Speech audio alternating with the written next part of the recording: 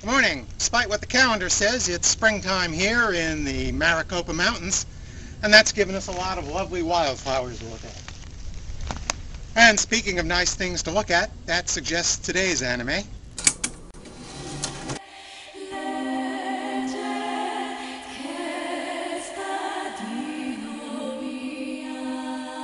Le Portrait de Petite Cosette is a gothic horror anime series from Genion. The entire OVA series, all 3 episodes, are contained on a single DVD, a complete self-contained story. The story takes place in a modern city where Eri is a young man who works at a corner antique store. Eri finds that some of the old objects in the store still hold the spirits of their departed owners. In particular, one ornate crystal wine goblet still holds the spirit of a young girl named Cosette, whom now only Eri can see. Despite Cosette's life-challenged status and obvious youth, Eri is drawn to her out of love and compassion.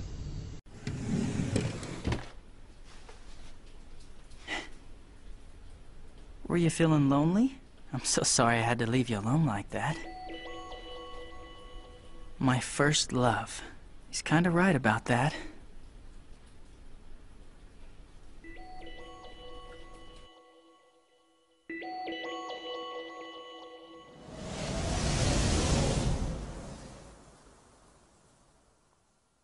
When the apparition in the antique wine glass shows Eri how brutally Cosette was murdered by an artist, Orlando, who'd been painting her in portraits, Eri vows to do whatever's necessary to break the curse that binds the spirit of little Cosette to that antique glass.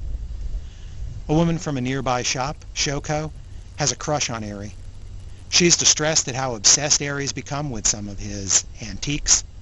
She assumes the reason that Eri ignores her flirting is because he already has a girlfriend. She just doesn't realize the girlfriend is a ghost. It can't be! Is it really true that you're seeing someone? Wait a minute, who is it? Is it someone I know? So how about it then, Eri? Huh?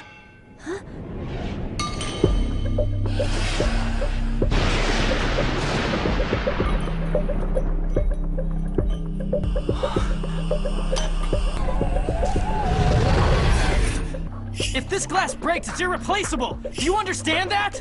It would be just as bad as if you were to murder someone! Shoko consults with a psychic and fortune teller from the neighborhood, Yuri. Yuri can sense the supernatural energy in the antique shop, but can't see little Cosette the way Eri can, and Eri isn't talking about it.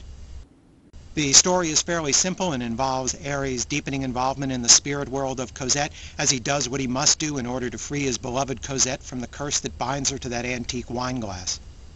Eri and Cosette are the only 2 characters. Eri is obsessed and earnest and withdrawing from the real world. Cosette is cute, alternately playful and pitiable, and often enigmatic. The art designs are really phenomenal. The backgrounds have been drawn with an incredible detail that adds a loving depth and realism to the artwork that would make a theatrical movie jealous. Whether it's drawing a random street scene, or the park, or the antique shop outside, or inside, or Cosette in her home, or at the piano, or Cosette and Eri in their allegorical spirit world. All the backgrounds have an incredible depth to them. The animation in front of those backgrounds, on the other hand, is fairly sparse. All the effort's been put in the backgrounds, which are the truly incredible beauty. The anime juxtaposes images of opposites, of tenderness and terror, joy and melancholy, beauty and horror, ecstasy and agony. The mood is marvelously enhanced by the soundtrack provided by Yuki Kajiura. You'll recognize her distinctive music style from such works as Noir or Hack Sign as soon as the DVD menu appears. The story is fairly simple and unfolds lethargically, advances only fitfully, and gives the animation and music lots of time to play with the mood. Perhaps at 2 full hours, too much time. There were places where it seemed to drag, like it was overly drawn out. I thought it might have benefited from some tighter editing. It's as if the creators had so many ideas for spectacular visuals to dazzle us with that they couldn't whittle it down to the essentials to tell the story. There just isn't enough story here to spread over all these beautiful images. Damn, I sound like Emperor Joseph and Amadeus, who tells Mozart, There are simply too many notes, that's all. Just cut a few and it'll be perfect. This anime is not for the kids.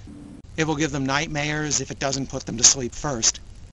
There's also a lot of torture and blood, though nothing that would make anyone who could stomach Hellsing or Gantz blanch. And by the way, I found the Genian dub quite acceptable. Overall, I give The Portrait de Petite Cosette 4 stars.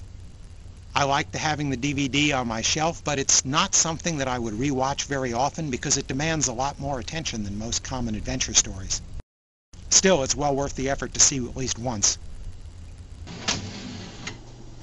Thanks for listening.